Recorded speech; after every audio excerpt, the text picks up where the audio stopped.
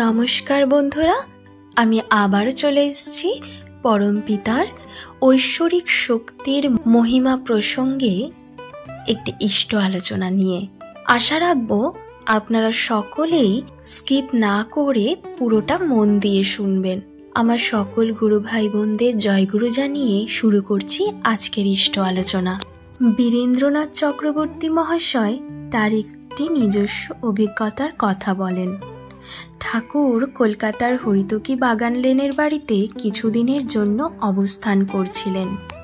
একদিন বীরেন্দ্রনাথ চক্রবর্তী ঠাকুরকে দর্শন করার জন্য সেই বাড়িতে গিয়ে দেখেন তিনি একটা বড় ঘরের মেঝেতে বিছানার ওপর সংঘভ্রাতা ডক্টর শশীভূষণ মিত্রের কোলে মাথা রেখে এবং পা দুখানি নগেন ঘোষাল মহাশয়ের কোলে তুলে শুয়ে আছেন, আর তারা দুজনে ঠাকুরের পরিচর্যা করছেন।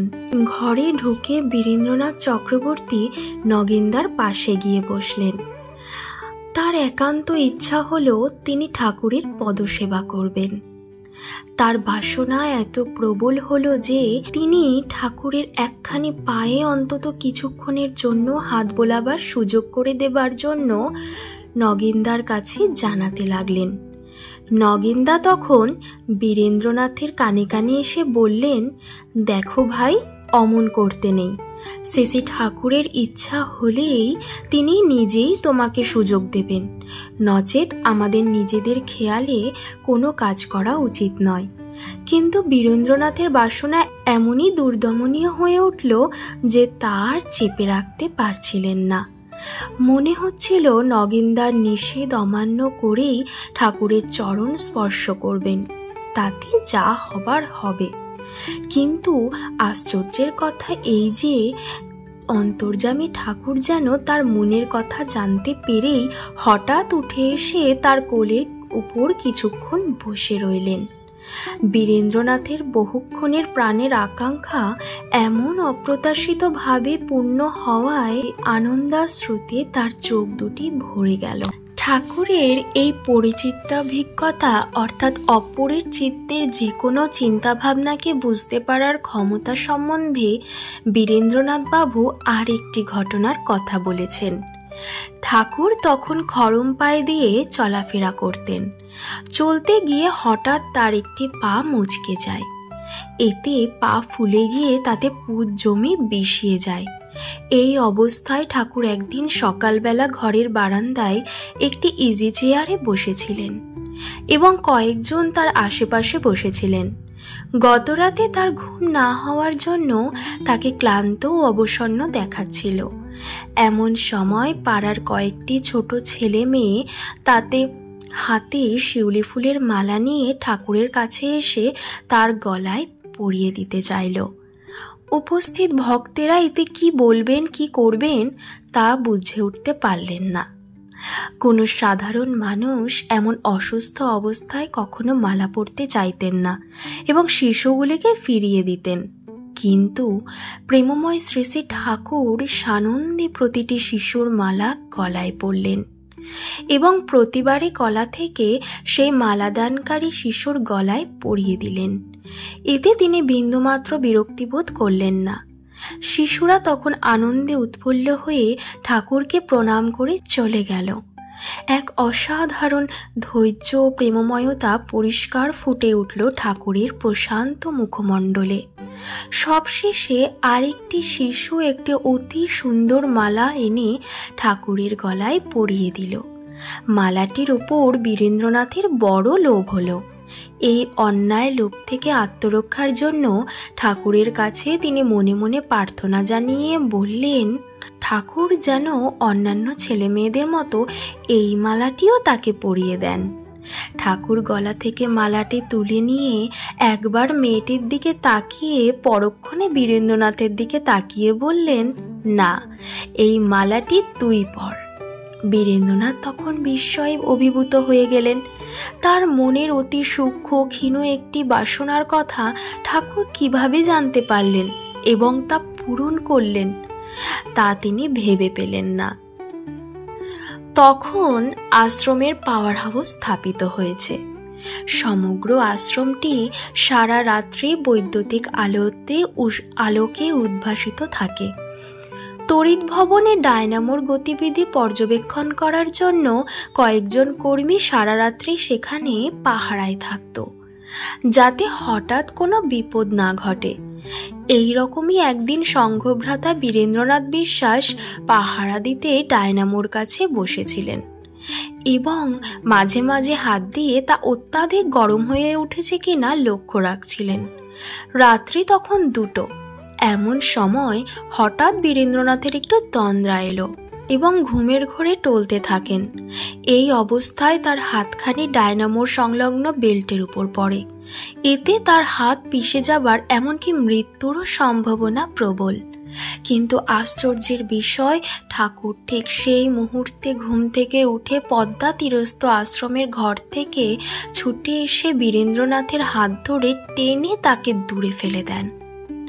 এইভাবে বীরেন্দ্রনাথের জীবন সেদিন আকস্মিকভাবে রক্ষা পায়। পরের দিন সকালে বীরেন্দ্রনাথের মুখে এই ঘটনার কথা সকলে শুনে বিস্ময়ে অভিভূত হয়ে পড়েন এবং সর্বজ্ঞ শ্রী শ্রী ঠাকুরের চরণে বারবার প্রণাম জানায়। শ্রী শ্রী ঠাকুর কথা প্রসঙ্গে বলেন, লোকের বিপদ আপদগুলো আমার সামনে এমন জীবন্ত হয়ে ওঠে তা বলবার নয়। সে বিপদ যত দূরেই হোক আমি তা দেখতে পাই। সেবার দেখলাম কিশোরীর কোনো কলেরা রোগীর বাড়ি থেকে ডাক এসেছে। কিশোরী সেই রোগী দেখতে যাচ্ছে। মাঠের মধ্যে দিয়ে পথ, সেই পথে একটা বিষধর সাপ রয়েছে, কিশোরীকে কামড়াবে নিশ্চয়ই। যেই দেখা অমনি এক দৌড়ে ছুটে গেলাম কিশোরীর বাড়িতে। গিয়ে দেখি সত্যি সত্যি 2টি লোক এসেছে ডাক্তারকে নিয়ে যাওয়ার জন্য। কিশোরীর যাত্রার সময়ে একটু বিলম্ব ঘটাবার উদ্দেশ্যে কিশোরীর জুতো জোড়াটি তাড়াতাড়ি সকলের অলক্ষিতে মানকচু বনের মধ্যে লুকিয়ে রাখলাম। ডাক্তার ভিতর বাড়ি থেকে বাইরে এসে যাওয়ার জন্য জুতো খুঁজতে লাগলো, কিন্তু এখানে ওখানে খুঁজেও কিছুতেই না পেয়ে রোগীর বাড়ির দিকে রওনা হলো। আমিও তার সঙ্গে চললাম। পথে গিয়ে দেখি প্রকাণ্ড বিষধর সাপ প্রায় 20 হাত দূর দিয়ে চলে যাচ্ছে। কিশোরীদা যদি বাড়ি থেকে তখনই রওনা হতো তবে রাস্তায় সাপের মুখে পড়ে তার প্রাণ বিপন্ন হতো, কিন্তু কিছুটা বিলম্ব হওয়ায় তার বিপদ মুহূর্তটি কেটে যায়। সে যাত্রা পরমপিতার দয়ায় সে রক্ষা পায়। এই ঘটনা থেকে ঠাকুরের দূরের জিনিসকে প্রত্যক্ষ করার এক অলৌকিক শক্তির পরিচয় পাওয়া যায়। একবার পাবনায় দুর্গা প্রতিমা নিরঞ্জনের ব্যাপারে হিন্দু মুসলমানের মধ্যে প্রায় 2 সপ্তাহ ধরে দাঙ্গা হাঙ্গামা চলছিল। রাস্তাঘাটে হিন্দুদের বের হওয়ার উপায় ছিল না। এই দাঙ্গা হাঙ্গামার জন্য বহু হিন্দুর প্রাণ গেল, আবার বহু লোকের ধন সম্পত্তি লুণ্ঠিত হলো। সে সময় আশ্রমে লুটতরাজ ও ঠাকুরের প্রাণনাশ করে সৎসঙ্গ আশ্রমটি উচ্ছেদ করার জন্য বিদেশাগত দুষ্কৃতিকারী মৌলবীরা ষড়যন্ত্র করছিল। এই জন্য তার স্থানীয় সাধারণ মুসলমানদের উত্তেজিত করছিল। কিন্তু স্থানীয় মুসলমানগণ ঠাকুরের কাছ থেকে অর্থ, চিকিৎসা নানা রকমভাবে উপকার পেয়ে আসছিল যে তারা ঠাকুরের মতো এক মহানুভব পুরুষের বিরুদ্ধাচারণ করতে রাজি হয়নি। কিন্তু অবশেষে তারা বিনা আয়াসে নারী ও প্রচুর ধনরত্ন পাওয়ার আশায় প্রলুব্ধ হয়ে মাথা ঠিক রাখতে পারল না। শেষে একদিন তারা আশ্রম আক্রমণের জন্য প্রস্তুত হয়ে উঠল। সন্ধ্যার সময় প্রায় 2 সহস্র মুসলমান অস্ত্র শস্ত্রে সজ্জিত হয়ে আল্লাহ আকবার ধ্বনি দিতে দিতে আশ্রমের দিকে এগিয়ে আসছিল। ঠাকুর তখন এক প্রশস্ত গম্ভীর মূর্তি ধারণ করে একাকী আশ্রমের পুরো ভাগে দাঁড়িয়েছিলেন। তাকে দেখে মনে হচ্ছিল চারিদিকের এই বিক্ষুব্ধ অবস্থায় ও আসন্ন মৃত্যুর তাণ্ডবলীলা তার নির্বিকার চিত্তে কিছু মাত্র উদ্বেগ সৃষ্টি করতে পারেনি। তখন মনে হচ্ছিল তিনি মানুষ হয়েও যেন এক বিরাট ঐশী শক্তির মূর্ত প্রতীক। দুর্বৃত্তেরা আশ্রমের পূর্ব দ্বারে দলবদ্ধভাবে এসে দেখল তাদের সামনে পরম দয়ালু ও দরদি ঠাকুর ভাবগম্ভীর মূর্তিতে অবিচলভাবে দাঁড়িয়ে আছেন। তার হাতে কোনো অস্ত্র নেই। এই দৃশ্য দেখে বিহ্বল হয়ে পড়ল তারা। এই সময় বিদেশি মৌলবীরা দাঙ্গাকারীদের বারবার উত্তেজিত করতে লাগলো। এমন সময় ঠাকুর আশ্রমে নির্দেশ পাঠালেন আশ্রমের মধ্যে কারো হাতে যেন কোনো অস্ত্র না থাকে এবং আশ্রম দ্বারের নিকট যেন একটি আলো ঝুলিয়ে রাখা হয়।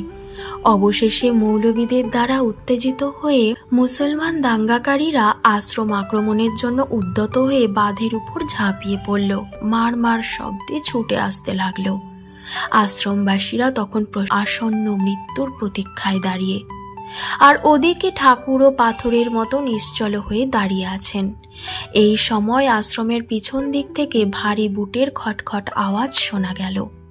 মুহূর্তের মধ্যে একদল মিলিটারি ফৌজ আশ্রমের পিছন থেকে এসে বাঁধের উপর তাদের বন্দুকের সঙ্গী উঁচিয়ে দুর্বৃত্তদের গুলি করার জন্য প্রস্তুত হয়ে উঠল।